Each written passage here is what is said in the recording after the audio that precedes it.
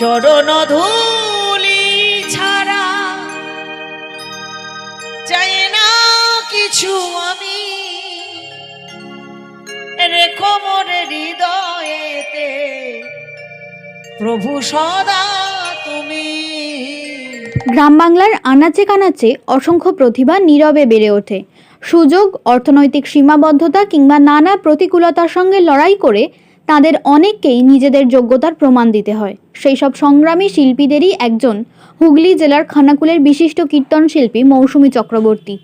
অদম্য অধ্যাবসায়, কঠোর সাধনা এবং অসামান্য প্রতিভার জোরে তিনি আজ স্থানীয় গণ্ডি পেরিয়ে রাজ্য ও ভিন রাজ্যের দর্শক শ্রোতাদের হৃদয়ে নিজের স্বতন্ত্র পরিচয় গড়ে তুলেছেন।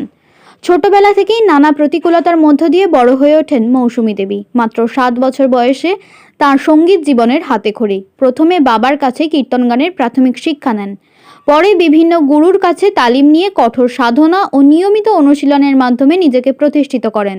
তার এই সাফল্যের পথে গুরুত্বপূর্ণ ভূমিকা পালন করেছেন তার দিদি মিঠু অধিকারী এবং কীর্তন শিল্পী সুমন ভট্টাচার্য। পাশাপাশি কীর্তন জগতের বহু প্রবীণ শিল্পীর সহযোগিতা ও আশীর্বাদ তার চলার পথকে আরও সমৃদ্ধ করেছে। বর্তমানে মৌসুমী চক্রবর্তী শুধু খানাকুল বা হুগলি নয়, রাজ্যের বিভিন্ন প্রান্তে কীর্তন পরিবেশন করে শ্রোতাদের মুগ্ধ করেছেন। হাওড়া, হুগলি, বাঁকুড়া, পুরুলিয়া, আসানসোল, বর্ধমান, বীরভূম, 24 পরগনা, মুর্শিদাবাদ, ঝাড়গ্রাম ও নদিয়া সহ বিভিন্ন জেলায় তিনি আমন্ত্রিত হন। পশ্চিমবঙ্গের পাশাপাশি উত্তরপ্রদেশ, মধ্যপ্রদেশ ও মহারাষ্ট্র থেকেও তিনি একাধিকবার আমন্ত্রণ পেয়েছেন। ভক্তিমূলক পরিবেশনা ও সুমধুর কণ্ঠে সেখানকার শ্রোতাদেরও মুগ্ধ করেছেন। টেলিভিশনের পর্দাতেও তার প্রতিভার স্বীকৃতি মিলেছে। স্টার জলসা জনপ্রিয় ট্যালেন্টস অব বেঙ্গল অনুষ্ঠানে তার গান প্রশংসিত হয়েছে। এছাড়াও বিভিন্ন টেলিভিশন চ্যানেল ও সাংস্কৃতিক সংগঠনের পক্ষ থেকে তিনি একাধিক সম্মাননা ও পুরস্কারে ভূষিত হয়েছেন। উল্লেখ্য, মৌসুমী চক্রবর্তীর জন্ম খানাকুলের কেটেদল গ্রামে। বর্তমানে তিনি খানাকুলের নওপাড়ায় বসবাস করেন। সেখানেই সহশিল্পীদের সঙ্গে নিয়মিত রেওয়াজ ও তালিমের মাধ্যমে নিজেকে আরও দক্ষ, পরিণত এবং সমৃদ্ধ করে তুলতে নিরন্তর সাধনা চালিয়ে যাচ্ছেন। সংগ্রাম, সাধনা, নিষ্ঠা এবং ভক্তির অপূর্ব সমন্বয়ে মৌসুমী চক্রবর্তী আজ বাংলার কীর্তন জগতের এক উজ্জ্বল নাম। তার এই সাফল্য শুধু খানাকুল নয়, সমগ্র বাংলার গর্ব। আগামী দিনে তিনি আরও বৃহত্তর পরিসরে বাংলা কীর্তনের ঐতিহ্যকে দেশ বিদেশে পৌঁছে দেবেন, এমনটাই প্রত্যাশা তার অসংখ্য অনুরাগী ও শুভানুধ্যায়ীদের।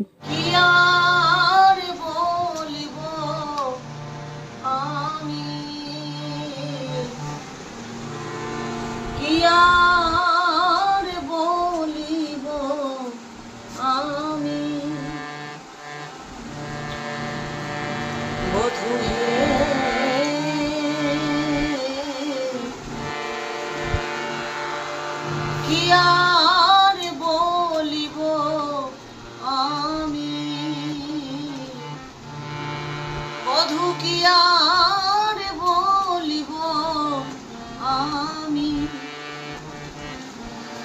আমার জীবনে জনমে জনমে জনমে প্রাণনাথ হইও তুমি। কি আর বলিব আমি, কি আর বলিব আমি, বধূ হে কি আর বলিব আমি, বধূ তুমি তো আমার সকলই জানো, বধূ তুমি তো আমার সকলই জানো, তোমা বিনা আর প্রাণ বাঁচে না, বধূ তুমি তো আমার সকলই জানো, বধূ কি আর বলিব।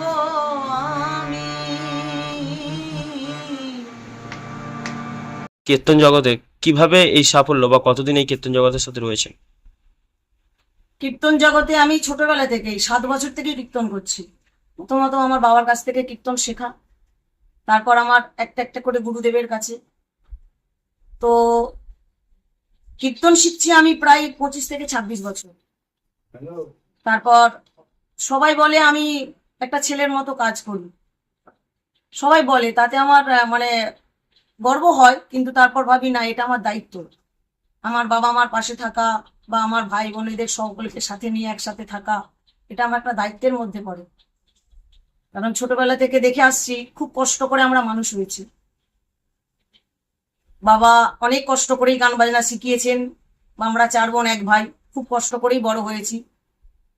তো তারপর বাবা যখন মারা গেলেন, মা বাবাকে হারিয়ে একটু শোকে পড়েছিলেন, কিন্তু সেই শোকটা থেকে আমাদেরকে তুলতে হবে, সেই জন্যই আমরা সান্ত্বনা দিয়েই সবার কাছে আমরা রাখতাম, মা যেখানে তোমার ভালো লাগবে বা যার কাছে ভালো লাগবে তুমি থাকবে। এইভাবেই কীর্তন আমার পথে হাঁটে। কত বছর রয়েছেন এই লাইন? কীর্তন আমি করছি বললাম 25 থেকে 26 বছর। আর ছোটবেলা থেকেই কীর্তন করি। প্রথম বাবার থেকে শিখি, বাবা আমাদের একদম হাতে ধরে শিখিয়েছেন।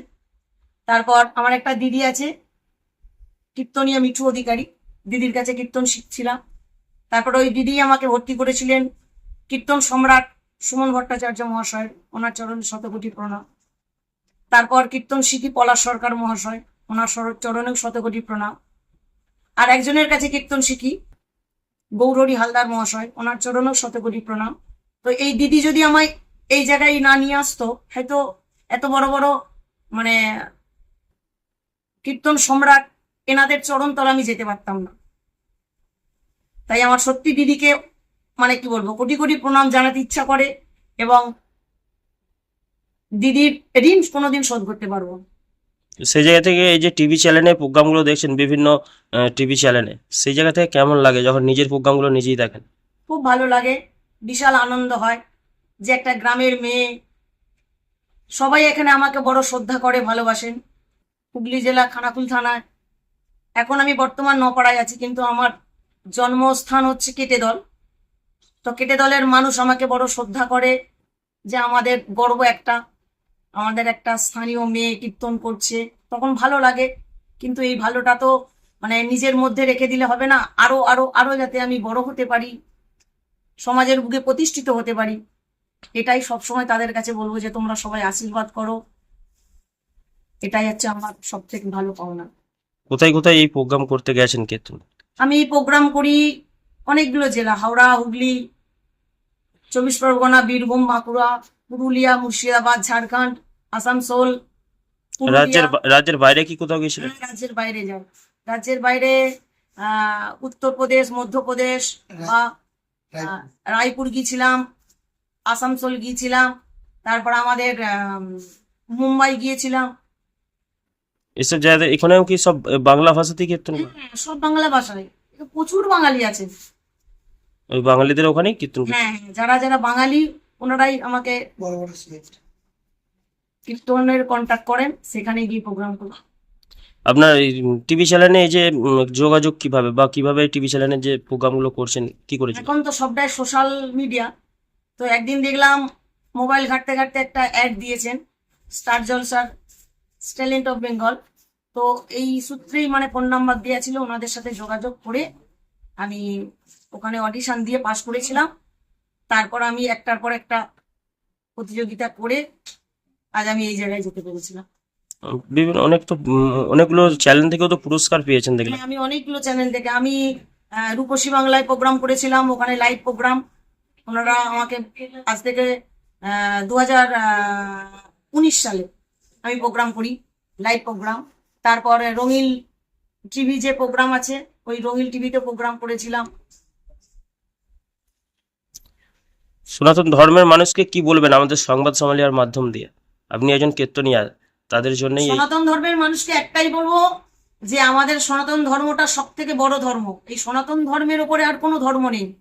আপনারা এখনো যারা যারা আমাদের সনাতন ধর্মের মানুষ হয়ে আছেন, অথচ কীর্তন লাইনে আসেন না, কীর্তন শোনেন না, কীর্তন করেন না, প্রত্যেকটা মানুষকে বলবো যে কীর্তন হচ্ছে আমাদের হিন্দু সনাতন ধর্মের শ্রেষ্ঠ এক মুক্তির স্থান। তা আপনারা সবাই কীর্তন করুন, কীর্তন শেখান বা কীর্তন শুনুন, আর বাড়িতে বাড়িতে হরে কৃষ্ণ নামটা অন্তত প্রচার করুন। আমরা সনাতন ধর্মের মানুষ, এটাই হচ্ছে আমাদের গর্ব। ধন্যবাদ। আপনার পরিচয়? আমার পরিচয়, আমি কীর্তনিয়া মৌসুমী চক্রবর্তী।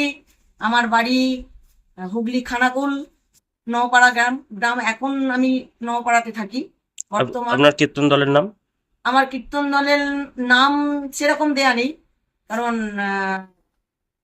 আমার একটা গোপাল আছে, গোপালের নামে ননীনন্দ, এই আমার বাড়িটার নাম দেওয়া রয়েছে ননীনন্দ বাসভবন। আর কীর্তন দলের নাম দেয়াই রয়েছে যে গুরু কৃপাহি কেবলম মৌসুমী চক্রবর্তী কীর্তন সম্প্রদায়। ছায়াসঙ্গী হিসেবে থাকেন আপনারাও, এই দলটার তো আপনাদেরও বেশ অঙ্গীকার রয়েছে, তো সেই জায়গা থেকে কেমন লাগে কি বলবেন? এই দেখুন, কীর্তন করছি আজ 30 থেকে 19 বছর। কীর্তন করছি, দিদির সাথে কীর্তন যে করি, আমরা তো বিভিন্ন দলে কীর্তন করতে যাই। বিভিন্ন দলে কীর্তন করতে গিয়ে যে আনন্দটা পাই না, দিদির সাথে কীর্তন করে সেই একটা গানের একটা রস একটা আলাদা। আমরা বিভিন্ন জায়গায় যাই কীর্তন করতে, দিদির সাথে কীর্তন করে যে প্রেমটা পাই, এই প্রেমটা আমরা অন্য দলে পাই না। ঠিক আছে। দিদির সাথে কত বছর কাজ করছেন? 19 বছর। 19 বছর কাজ করছেন, বিভিন্ন দেশ বিদেশের দিকেও গেছেন হুম। ওনার সাথে। দিদি যেখানে যায় আমরা সেখানেই যাই। ধরুন, মানে বিভিন্ন জেলায় এই যে জেলায় টার জলসায় প্রোগ্রাম করছে হ্যাঁ। আপনাদের গায়িকা আছে, সেই জায়গাটা থেকে কেমন লাগে? স্টার জলসা দিদি প্রোগ্রাম করছে, খুব ভালো জায়গা। এটাই ঠাকুরকে ডাকি যেন আরো আমাদের গর্ব যে দিদি এই জায়গায় যেতে পেরেছে। আর 2 নম্বর প্রশ্ন হচ্ছে, দিদি ওইখান থেকে যে আরো আরো ভালো ভালো চ্যানেলে যেন যেতে পারে, ঠাকুরের কাছে জানাই। আমাদের ননীনন্দ আছে, আমরা ননীনন্দকে বিশ্বাস করি। আমরা কিছু একটা আমাদের সমস্যা হলে ননীনন্দন যদি পা ধুয়ে পাটা ছুঁয়ে যদি আমাদের গলায় দিয়ে আমাদের গলা ঠিক হয়ে যায়, আমরা ওর প্রতি আমাদের ভরসা। আপনার পরিচয়? আমার পরিচয়, আমার নাম সুখদেব চক্রবর্তী, আর ডাক নাম আমাকে সবাই চেনে ছোটদা বলে। কি বাজান কীর্তন দলে? আমি হচ্ছে সবকিছুই করি, অলরাউন্ডার। হারমোনিয়াম বাজাই, বেহালা বাজাই, আর বাঁশিও বাজাই, খোল বাজাই। আগে দিদির সাথে শিকল বাজিয়েছি অনেকদিন। তা এখন তো বয়সটা তো সময়ের সাথে সব তো চেঞ্জ। কারণ আমি এখন আমার নিজের ভাগনারা আছে, আমার 4টে ভাগনা আছে দলেতে। তাদেরকে সঁপে দিয়েছি, বাবা তোরা বড় হ। আমি তো এত বছর বাজালাম, আমি একটা অন্য লাইনে দিদির সাথে হ্যান্ডস করছি এখন। আর আমার ভাগনারা সব আছেন, ভাগনারা সব এসেছেন, ওনাদের সাথে একটু কথা বলো। হ্যাঁ, জয় রাধে। অত্যাধুনিক সুসজ্জিত লজ সানা লজ আরামবাগের চন্দ্রবান হাই স্কুল ও পুরসুরার দিগুড়িঘাটের মধ্যবর্তী লঘু চকের মনোরম প্রাকৃতিক পরিবেশে গড়ে উঠেছে এই অনন্য ঠিকানা। বিবাহ, অন্নপ্রাশন, এনগেজমেন্ট বা যে কোনো সামাজিক অনুষ্ঠানের জন্য সর্বাধুনিক ব্যবস্থায় প্রস্তুত সানা লজ। রয়েছে পর্যাপ্ত গাড়ি পার্কিং সহ আধুনিক সব পরিষেবা, সবই আপনার সাধ্যের মধ্যে। আজই বুকিং করুন আপনার স্বপ্নের অনুষ্ঠানের জন্য আপনারই পছন্দের ঠিকানায়। সানা লজ, দিগুড়িঘাট ও চন্দ্রবান হাই স্কুলের সন্নিকটে লঘু চকে। যোগাযোগ শাহনওয়াজ মোল্লা। Mobile number 9734754516, 9641092406।